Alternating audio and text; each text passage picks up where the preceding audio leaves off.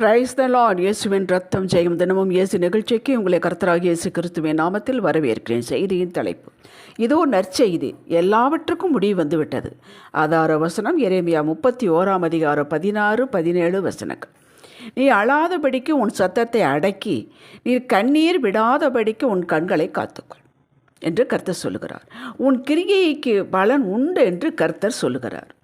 அவர்கள் சத்துருவின் தேசத்திலிருந்து திரும்பி வருவார்கள். உன் முடிவை பற்றி உனக்கு நம்பிக்கை உண்டு. உன் பிள்ளைகள் தங்கள் தேசத்துக்கு திரும்பி வருவார்கள் என்று கர்த்தர் சொல்லுகிறார்.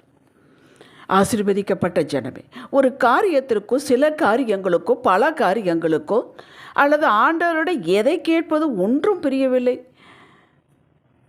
என்று அழுது அழுது சோர்ந்து அளவும் பலனில்லை என்ற வறண்ட நிலைக்கு வந்துவிட்ட மக்களே, உங்களை பார்த்து தான் கர்த்தர் சொல்கிறார், போதும், நீ இனி அழ வேண்டாம், இதோ பதில் வந்துவிட்டது, இனி நீ ரிசல்ட்டை பார்க்கும் அனுபவிக்கும் நேரம் வந்துவிட்டது என்று உங்களை பார்த்து தான் சொல்கிறார்.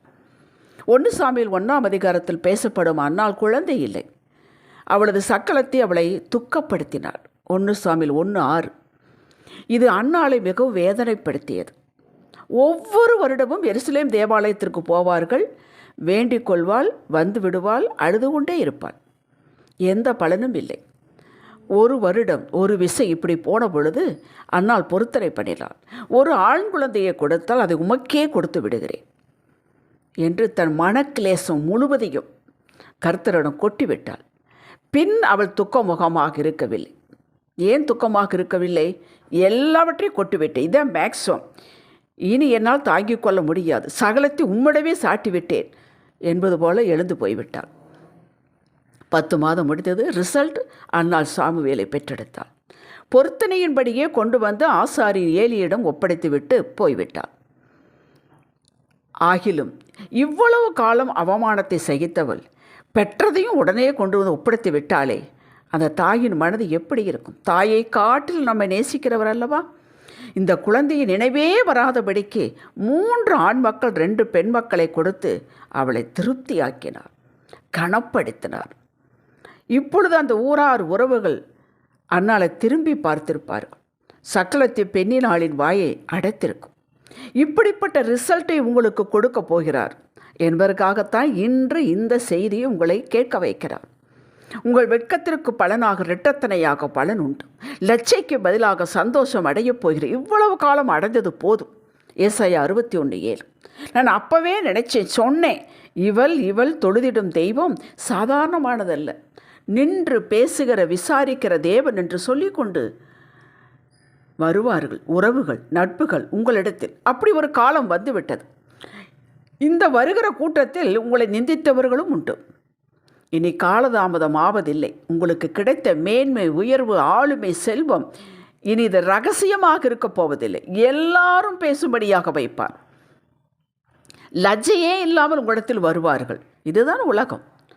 கர்த்தர் தம்முடைய ஜனங்களை சந்தித்து அவர்களுக்கு ஆகாரம் அருளினார் என்று நகோமி கேள்விப்பட்டால் மோவாப் தேசத்தில் இருக்கும் பொழுது தன் மருமக்களோட கூட மோவாப் தேசத்திலிருந்து திரும்பி வரும்படி எழுந்தாள் என்று ரூத் 1:6 சொல்லுகிறது. அப்படி கேள்விப்படுவார்கள்.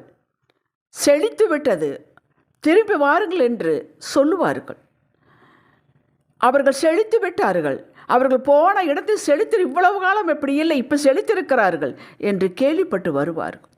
அப்படி உங்களது செழிப்பை, மேன்மையை எங்கேயோ இருப்பவர்கள், ஒரு காலத்தில் உங்களை விட்டு பிரிந்து போனவர்கள், இவர்களால் நமக்கு எந்த பிரயோஜனம் இல்லை என்று போனவர்கள் சொந்தம் கொண்டாடி கொண்டு வரப்போகிறார்கள். இது 2-3 பேர் மட்டுமே அறிந்த ரகசியம் அல்ல. உங்களுக்கு வரும் மேன்மை விசுவாசித்தால் நீங்கள் இந்த மகிமையை அடைவீர்கள். ஆதியாகமம் 42:2 யாக்கோபு தன் மகன்களை பார்த்து, எகிப்திலே தானியம் உண்டென்று கேள்விப்படுகிறேன், நாம் சாகாமல் உயிரோடு இருக்கும்படி நீ அவ்விடத்துக்கு போய் நமக்காக தானியம் கொண்டு வாருங்கள் என்றான். கேட்டீர்களா? யோசேப்பின் தரிசனம் பாதி நிறைவேறிவிட்டது. யோசேப்பு தான் எகிப்தில் அதிகாரியாக இருக்கிறான், அதிபதியாக இருக்கிறான், எகிப்தையே ஆண்டு கொண்டு இருக்கிறான். அங்கே தான் போக சொல்கிறான் யாக்கோப். அவனுக்கு தெரியாது தன் மகன் தான் அங்கே இருக்கிறான், அவன் தான் அதிபதியாக இருக்கிறான் என்று. இனி ஒரு பாதி இருக்கிறது, அது நிறைவேற வேண்டும். இதெல்லாம் நடக்கிறது. கர்த்தர் கொடுத்த வாக்கு தரிசனம் பாதியோடு நிறைவேற நில்லாதது. அது முழுமையாக உங்களுக்கு நிறைவேறும். காலம் வந்துவிட்டது. கர்த்தரோடவே நடந்த தாவீது இதை உணர்ந்தவனாகி சொல்லுகிறான், தேவரே எழுந்தருளி சீயோனுக்கு இறங்குவீர், அதற்கு தயை செய்யும் காலமும் அதற்கு குறித்த நேரமும் வந்தது.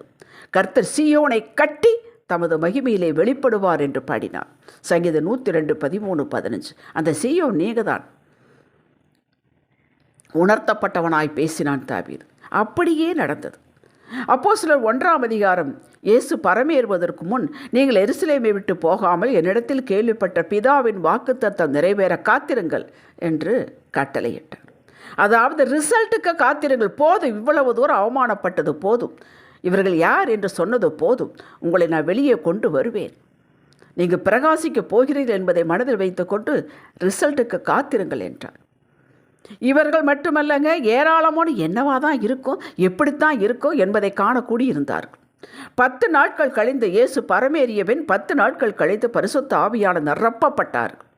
கூடியிருந்தவர்கள் ஆச்சரியப்பட்டார்கள். ஏன் ஆச்சரியப்பட்டார்கள்? உலகத்தில் இருக்கிற பல தேசங்களிலிருந்து யூதர்கள் அங்கே வந்து கூடியிருந்தார்கள். அவரவர்கள் ஜென்ம பாஷையில் இவர்கள் பேசுகிறார்கள். யூதர்கள், இந்த மீனவர்கள், இயேசுனுடைய சீஷர்கள். இது என்னவா முடியுமோ, நம்முடைய ஜென்ம பாஷையிலே பேசுகிறார்களே என்று ஆச்சரியப்பட்டார். இதுவரை இப்படி கேள்விப்பட்டதே இல்லை. அப்படி ஒரு ரிசல்ட். இன்னும் ரிசல்ட் அமோகமாக இருந்தது. பேதுருவின் பிரசங்கத்தை கேட்டு 3000, 5000 ரட்சிக்கப்பட்டு சேர்ந்தார்கள். மக்களே, உங்களது ஆவிக்குரிய வாழ்விலும் உலக வாழ்விலும் பெரிய பெரிய அற்புத மகிமையை காணப்போகிறீர்கள். இனி சந்தேகப்படுவதை நிறுத்திவிடுங்கள், அழுகையை நிறுத்துங்கள், துதி செலுத்தி எதிர்பார்த்திருங்கள் என்று கர்த்தர் உங்களை பார்த்து சொல்லுகிறார். ஜெபிக்கலாம். ஆம் தகப்பனே, எல்லாவற்றுக்கும் முடிவு சமீபமாயிற்று. என் நம்பிக்கை வீண் போகவில்லை, போகாது. யோபுவிடம் எல்லாரும் தேடி வந்தார்கள், கிஃப்ட் கொண்டு வந்தார்கள். நகோமியுடைய பேர குழந்தையை கண்டதும் எல்லாரும் அவளை பார்த்து வாழ்த்த வந்தார்கள். அப்படி என்னையும் பார்க்க வருவார்கள். விசுவாசிக்கிறேன், மகிமையை காண்பேன், சீக்கிரத்தில் காண்பேன், அறிக்கை செய்கிறேன். இயேசுவே நாமத்தில் பிதாவே. இன்றைய சிந்தனைக்கு எல்லாவற்றுக்கும் ஒரு காலம் உண்டு. என் துக்க நாட்கள் முடிந்துவிட்டது. ஆண்டவர் அப்படித்தான் சொல்லுகிறார். என் காத்திருப்பின் நாட்கள் முடிந்து விட்டது. என் அழுகையின் காலம் முடிந்து விட்டது. என் கொம்பு உயரப் போகிறது. ஆண்டவரை மகிமை கொடுத்து கொண்டே இருப்பேன். ஆமேன். அல்லேலூயா.